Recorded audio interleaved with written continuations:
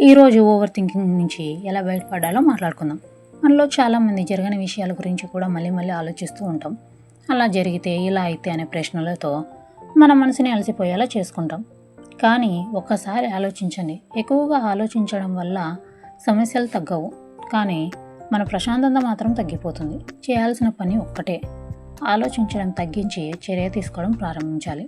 ప్రతి సమస్యకు ఒక పరిష్కారం ఉంటుంది, కానీ ప్రతి ఆలోచనకు సమాధానం ఉండాల్సిన అవసరం లేదు. కొన్నిసార్లు సమాధానం కాలమే చెబుతుంది. అందుకే జరగని విషయాల గురించి భయపడటం మానేయండి. ఈరోజు చేయాల్సిన పనిపై దృష్టి పెట్టండి. ప్రస్తుతం జీవించడం నేర్చుకోండి. గుర్తుంచుకోండి, ఓవర్ థింకింగ్ మీ భవిష్యత్తును మార్చదు, కానీ మీ ఈ రోజును మాత్రం పాడు చేయగలదు. మనసుకు విశ్రాంతినివ్వండి. ప్రతి ప్రశ్నకు ఈరోజే సమాధానం వెతకాల్సిన అవసరం లేదు. కాబట్టి ఆ ఆలోచనని వదిలేయండి.